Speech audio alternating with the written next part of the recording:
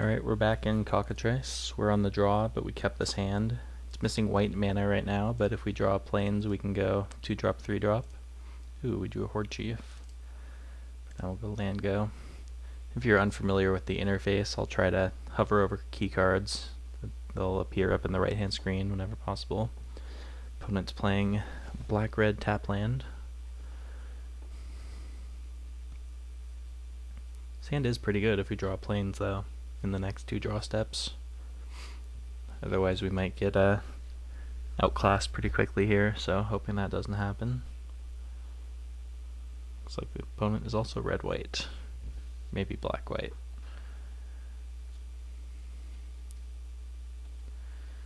Firehoof Cavalry. Okay, I'm not too afraid of that. Oh, he break through the line. This card has actually impressed me quite a bit in the few games that I played with it. If you're in a racing situation with your opponent, it can be very difficult to overcome that.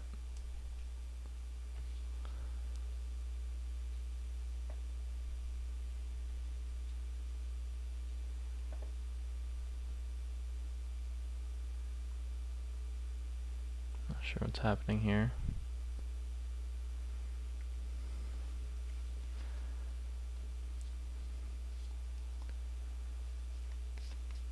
So he can play his cavalry and give it haste, which is not too frightening, but this card does get scarier the later the game goes on. Okay, he does play it.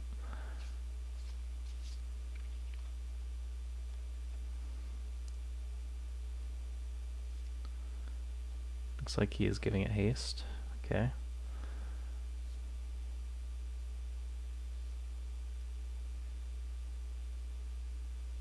Ooh, interesting.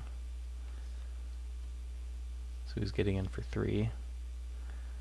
Alright, well the good thing is, I guess, he can't target it with the breakthrough line anymore, because it has more than 2 power. So I really want to draw plains here. Alright, we did. So we get to attack for 2. Then go Horde Chief. Make a warrior token. And then next turn we get to play the outcast, make a spirit, and then Warflare the turn after. Should end the game pretty quickly. Like I said, all we needed was a plains for this hand to be insane.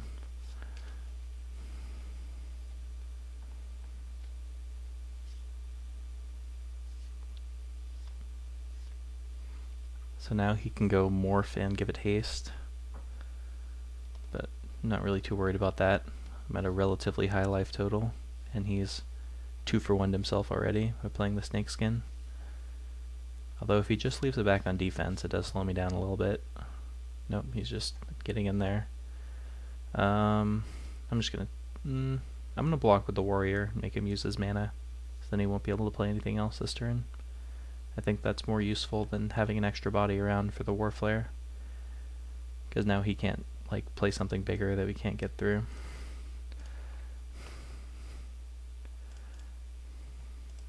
Drew another Horde Chief. Well, I think I'm not sure which is better actually. Probably the Horde Chief.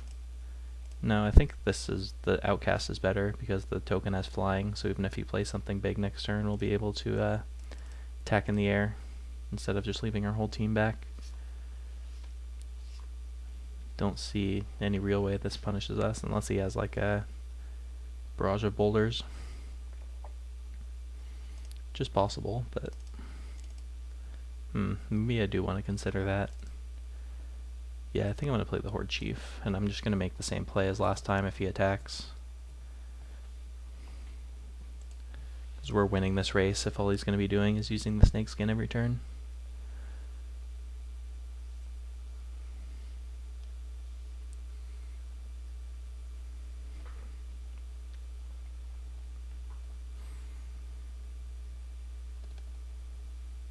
So far, deck's doing exactly what we want it to do.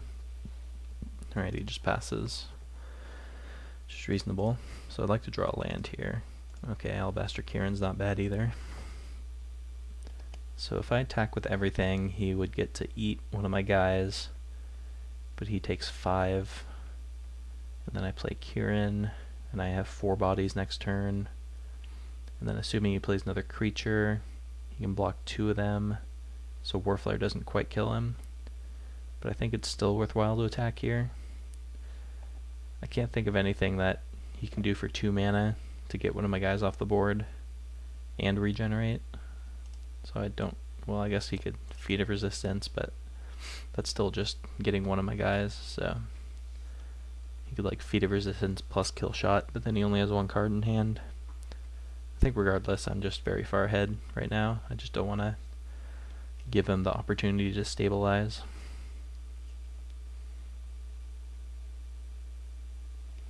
Blocking, regenerating, I assume.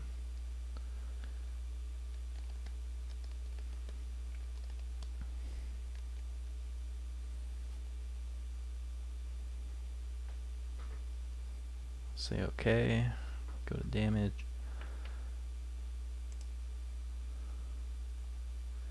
Looks like he was regenerating.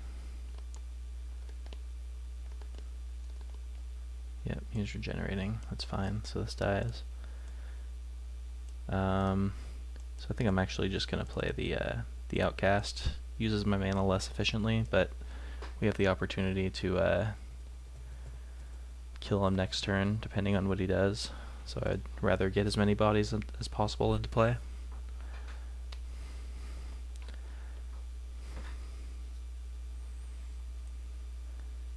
Again, I'm not sure exactly how this format's going to play out, but it seems like this card's always going to want to use the secondary mode, because a 3/2 is not that much more relevant of a body than a 2/1. Oh, he did have Barrage of Boulders. That's unfortunate. Alright, well, now we're in for a little bit of a longer game, but I think we're still doing okay. I mean, we have a card in hand that just halves his life total, so just going to keep putting on pressure, and eventually we'll close it out.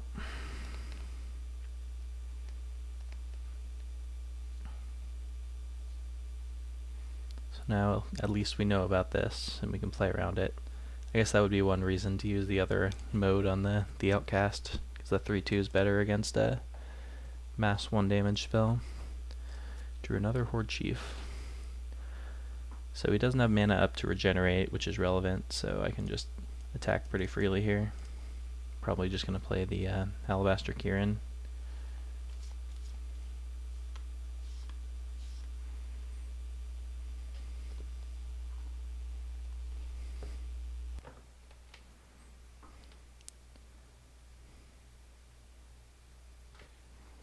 Blocking, okay.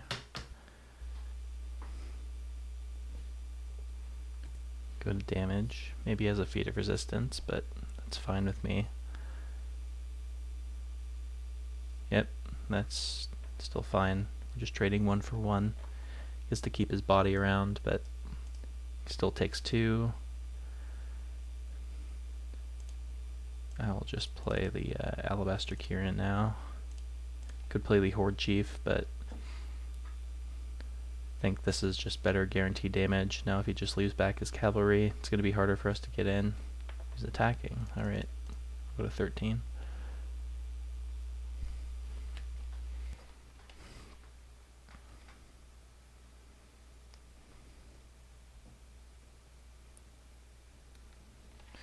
Passing. Not sure what that means. Maybe he has a War Flare. I think I'd be fine with that. So I think I'm just attacking with both.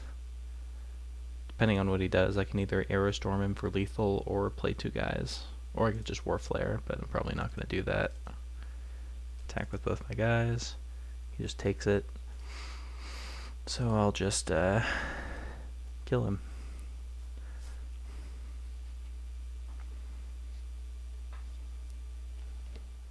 Alright, so I don't think that game was super representative of how games are usually going to go, but because he's playing a lot of bad cards, but regardless, like at the very least showed the resilience of our deck to fight through combat tricks and various blowouts, but anyway, move to game 2. Alright, this hand's a little on the slow side, but I think I'm still keeping it. If we draw any 2-drop, this hand's insane. And we have Falconer, which is just going to be super good. Disowned Ancestor's fine. Does block all our guys, though.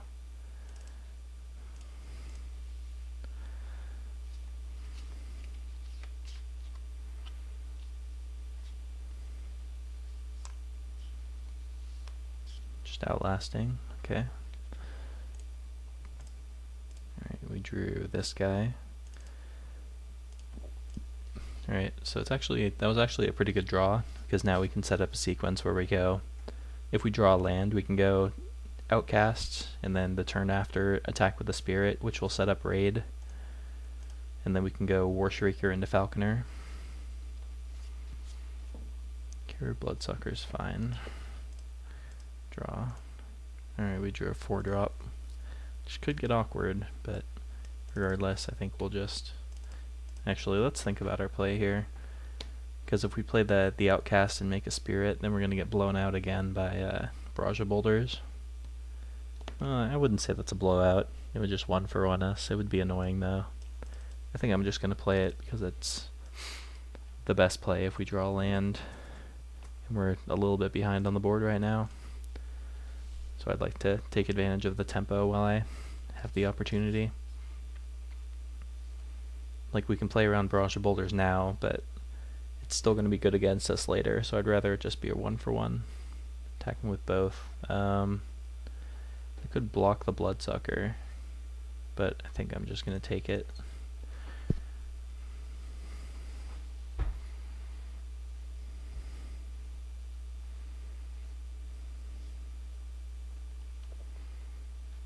He's just passing. Missed his land drop relevantly, so I hope I draw land. Ooh, well, we drew this thing, which is pretty good. So what could he have? A kill shot, I guess? I'm just going to attack. Probably just taking it, yep.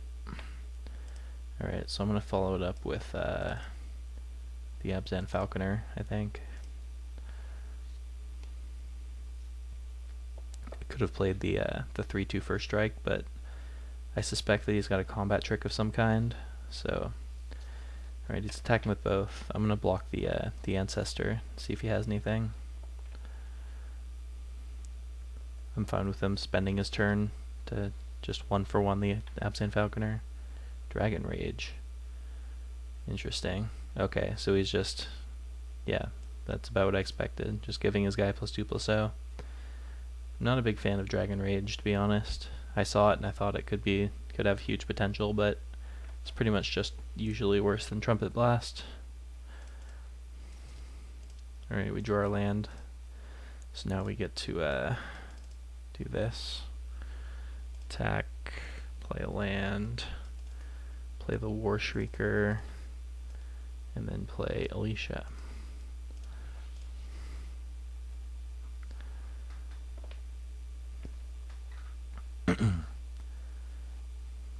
So now would be a good time to draw some sort of mass pump effect, like a War Flare.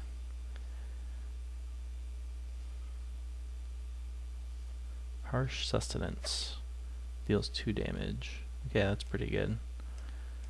Gains 2 life. Gotta remind him about the life gain.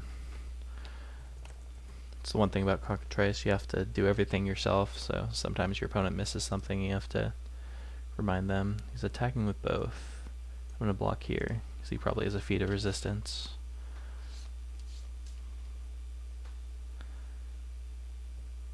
So I take 2, assuming he has nothing. Alright, so I think we've pulled ahead a little bit.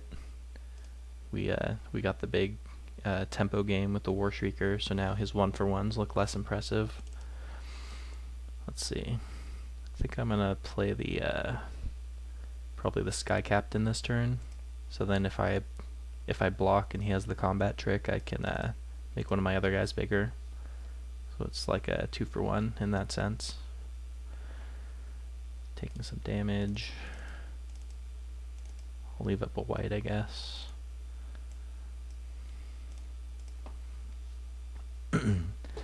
I've yet to play with Bolster, but so far on this board it looks like I'm just going to be making my Spirit token a 3/3 if this dies. Seems pretty good to me. So I'm a big fan of this card so far. It's not the most aggressive body, but I'm going to block here. Probably Feeder Resistance. Again, it's like we're getting a 2-for-1 here. Okay. Assume he's naming white.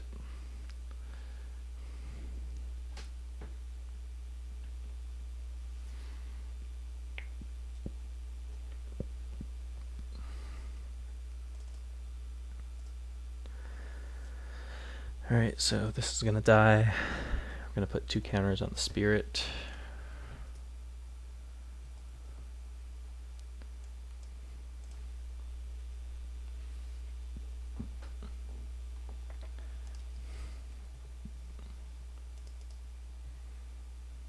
Drew a 2-drop. So what do I want to do this turn? Oh, I guess I just have him have lethal, don't I? So I guess let's do that. Let's attack with everything. Okay,